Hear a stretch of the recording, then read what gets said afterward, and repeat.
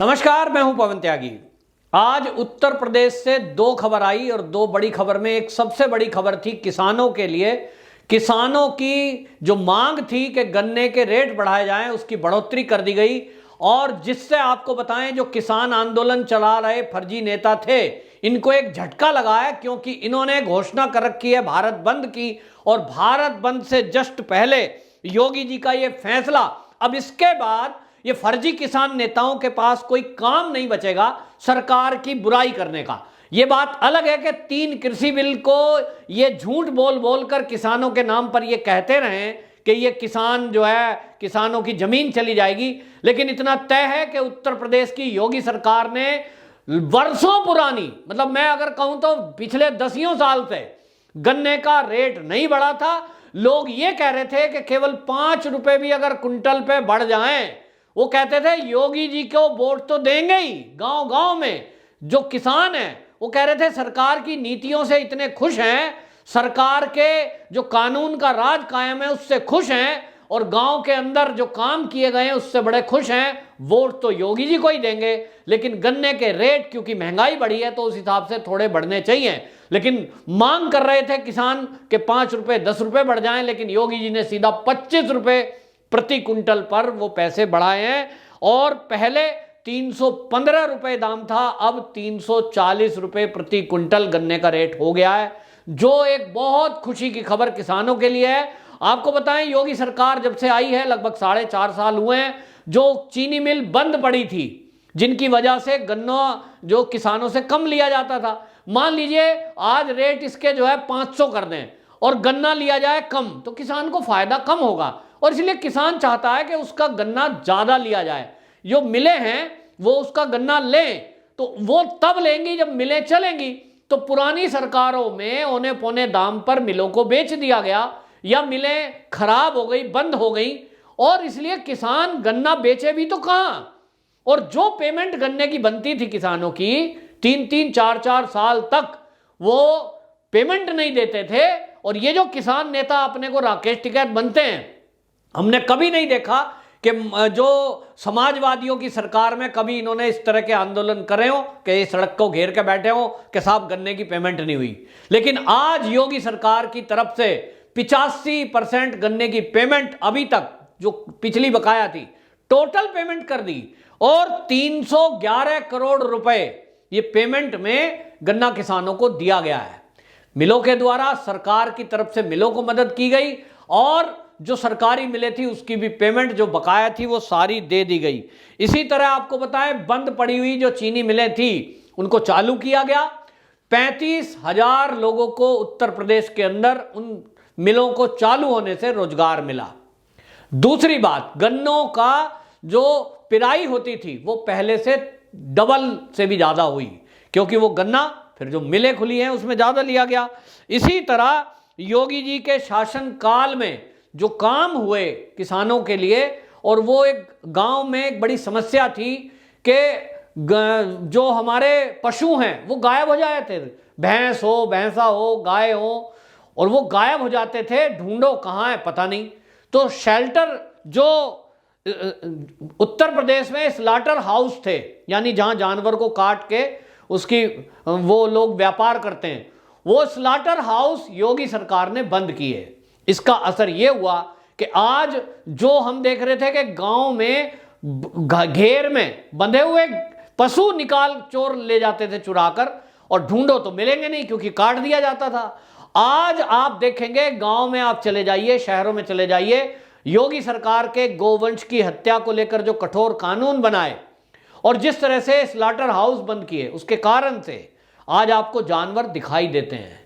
ये बात अलग है कि योगी सरकार ने गौ पालन के लिए, गौशाला बनाने के लिए भी अलग से फंड दिया, लोगों को पैसे दिए जा रहे हैं गांव गांव में, और ग्राम प्रधान के जरिए ये सुविधा दी जा रही है कि जो गाय को पालेगा उस पालने के लिए भी उसको फंड दिया जाएगा। तो एक बहुत बड़ी खबर उत्तर प्रदेश से गांव किसान के लिए, गांव में रहने वाले लोगों के लिए, पशुपालन करने वालों के लिए आई। तो कम से कम आज ये आदमी कह सकते हैं कि चलो भाई अब कोई चोरी नहीं, हालांकि बड़े अपराध रुक गए, ये चोरी चकारी छोटे मोटे अपराध थे, इन पर भी रोक लगी क्योंकि स्लाटर हाउस बंद कर दिए गए। तो सीधा गांव को ध्यान में रखकर योगी सरकार काम कर रही है और योगी सरकार की सुविधा के कारण अब यह माना जा रहा है कि योगी जी पहले से ही माना जा रहा था कि 300 350 सीटें लाकर दूसरी बार सत्ता में आएंगे, नो डाउट। लेकिन योगी सरकार ने जो ये गन्ना किसानों की फसल के रेट बढ़ाकर जो एक मैं कहूं तो बड़ा फैसला लिया है, इसके बाद अब निश्चित रूप से सीटों में इजाफा होगा, वोटों में इजाफा होगा और योगी जी की किसान जय जयकार कर रहे हैं। दूसरी तरफ एक फैसला लिया गया मंत्रिमंडल के विस्तार को लेकर और उत्तर प्रदेश में मंत्रिमंडल का विस्तार टला हुआ था। हमने देखा जतिन प्रसाद शर्मा जो कि कांग्रेस में थे, जिनकी 60 साल से कांग्रेस के उनके पिताजी कांग्रेस में रहे, 3 पीढ़ियां उनकी कांग्रेस में सेवा रही और जतिन प्रसाद तो राहुल गांधी के खासम खास थे। लेकिन उन्होंने कहा कि जब मैंने देखा कि कांग्रेस में तो कोई आधार बचा ही नहीं है, वहां केवल एक खानदान का राज चल रहा है और उसी की चापलूसी चाटुकारिता करने वाले लोगों को आगे बढ़ाया जाता है, और इसलिए उन्होंने पार्टी छोड़ दी। ज्वाइन किया था, इंतजार था, पार्टी बीजेपी शायद उनको देख रही होगी कि इनका रुख क्या रहता है और आने वाले चुनाव में और अगली राजनीति में इनका क्या भविष्य रहेगा। तो हर व्यक्ति को जांचा परखा जाता है और देखा गया और अब जो है ये तय हुआ कि 7 मंत्री, उसमें से 6 राज्य मंत्री और 1 कैबिनेट मंत्री बनाए गए। जातिगत समीकरण उत्तर प्रदेश में और हर राज्य में बड़ा प्रभावी रहता है हर चुनाव में। तो अब आप देखेंगे 2 ब्राह्मणों में से बनाया गया है, एक तो जो है संजय गौड़ जो बनाए गए हैं, ब्राह्मण हैं, और इसी तरह जतिन प्रसाद ये शाहजहांपुर से जीत कर आए हैं। तो ये जो है 2 नेता हैं। दूसरी तरफ बाकी जो गुर्जर समाज से एक मंत्री को लिया गया है, जिनको जो है शामली से चुना गया है। उसके कारण आप देखेंगे उस बेल्ट में जो लोनी है, बागपत, बड़ौत, शामली, इस बेल्ट में जो गुर्जर बहुल गांव हैं, अब उनके अंदर कम से कम उनका प्रतिनिधित्व करने के लिए उनका एक मंत्री होगा, उससे एक बहुत बड़ा फर्क पड़ेगा। और इस मंत्रिमंडल में एक जो खास बात है वो ये कि पितृपक्ष चल रहा है और ये माना जा रहा, पहले से माना जाता रहा है साहब पितृपक्ष में जो है कोई अच्छा काम, शुभ काम, नया काम नहीं करते।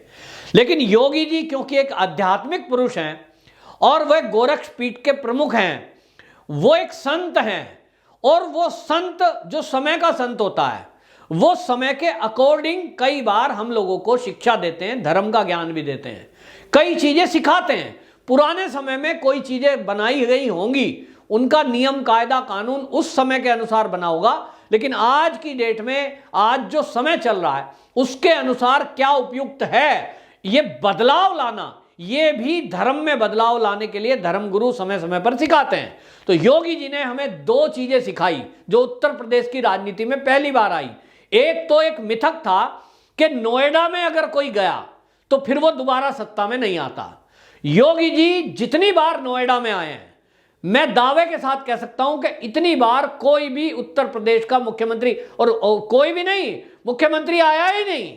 ये जितने पहले मुख्यमंत्री रहे हैं, ये अखिलेश यादव ने तो कभी नोएडा में आके झांका ही नहीं, मेरी सत्ता चली जाएगी, चली फिर भी गई। ये टोटके जो है, ये टोटके तब काम आते हैं जब आप कुछ काम करें, टोटके जब काम आते हैं जब आप कुछ नेताओं के आपके अंदर गुण हो, सबको साथ लेने का आपका नीति हो। लेकिन आप टोटके करें खाली और काम ना करें, भ्रष्टाचार करें, उससे सत्ता वापसी नहीं आती। तो योगी जी ने 2 मिथक तोड़े हैं। एक ये कि वो नोएडा में बारंबार आए हैं और अभी चुनाव आएंगे, फिर आएंगे निश्चित रूप से, और एक मिथक तोड़ दिया है अब कि श्राद्ध पक्ष में कोई नया काम नहीं करते। मंत्री पद की शपथ दिलाकर मंत्रिमंडल का विस्तार करके जो योगी जी हैं उन्होंने एक नया ट्रेंड सेट किया है और हम सबको पालन करना ही चाहिए, क्योंकि वो एक संत हैं, एक महंत हैं और उनसे ज़्यादा धर्म के बारे में कोई नहीं जानता।